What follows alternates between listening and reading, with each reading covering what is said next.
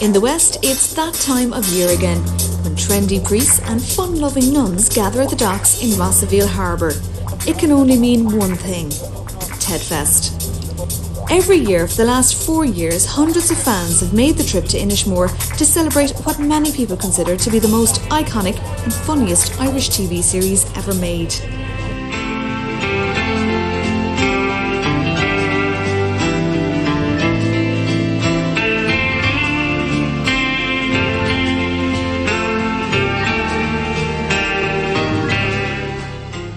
It's a celebration of a great television programme. Writing's genius, the acting's genius.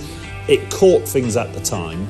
The original premise Fergal and I had was to do the opposite of a TV convention. We didn't want to sit in a comfortable hotel watching reruns and getting bit part actors to sign photographs. We wanted to create the whole dream that is Craggy Island.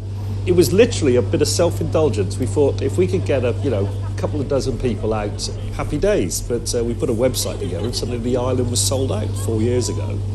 And it's now a 12-day festival. This year they've brought a 10-foot angelic replica of Mrs Doyle to the island, as decorated by Pauline McGlynn herself. It's hoped she would be a symbol of hope for the islands, which have been deeply divided over which one can rightfully be called the true Craggy Island. You're dealing with the natives now, so you got your passports ready there, yeah? Oh, no. Passports ready. The peace process is moving along nicely out here now. The latest part of the peace process is to take part of Tedfest to Inisheer. In fact, if we hadn't done it, they were going to do it anyway as a breakaway rival Dickfest. But we said, no, we'll give you Tedfest. I'm like the Jimmy Carter of the Aran Islands, you see. I just come here with a peace flag. You know, we had peace talks on the middle island of Inishmaan in the summer and brokered this compromise. And I'm confident the ceasefire is going to hold. To help matters further, the local druid is blessing proceedings, and Mrs Doyle while he's at it. Not that the fans mind. They're more than happy to dive into the spirit of things.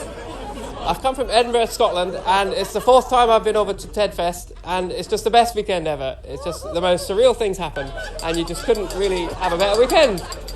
Well, I've only come from Galway, and I'm a massive Father Ted fan. Everything is just funny in it, and it's really kind of shows what the Irish Catholic Church is like sometimes. It's just a weekend of mayhem is one way to describe it. You just meet such great people, you end up keeping in touch with them. And if you're looking for love, it seems Tedfest is the place to be. I'm Mrs Nellie Murphy is my name, and I'm doing the matchmaking for Tedfest 4. I hope we'll get a couple of spiritual matches and possibly a couple of biblical matches as well. There are certainly some interesting characters about. I'm Bridie Mulligan and I've come from Inishbaffin. I've looked forward to this for the whole year now, and I've been preparing this outfit every week. I'm Pat Mustard. And who is Pat Mustard? He's a very, very busy milkman. Why is Pat Mustard such a busy milkman? He's got a lot to deliver. I'm Eoin McLove. I've got a terrible secret. And what are you going to be doing this weekend? I don't know. I'm confused. Get away from me. Fair enough. I'll go talk to those who've been caught up in Tedfest, whether they liked it or not. That's the tourists and the locals. I'm from California, United States, and I'm just here by happenstance coming for some hiking on the Aran Islands. I feel quite inadequate, and it looks like a great bit of fun. We don't have anything like this in the US. You know, it signifies the end of winter for us in a way. There's Christmas and then there's Tedfest. So we look forward to it every time. The more the merrier, and, we just go with it and keep making the tea. Tedfest does provide a welcome boost to the local economy, and because accommodation on the island is limited to 250 places, its organisers say it'll always stay a small, fun festival. However, they are taking it to Australia this Easter, and its organiser has even bigger ambitions. We're sitting down talking about rolling it out as a franchise, a bit like Riverdance.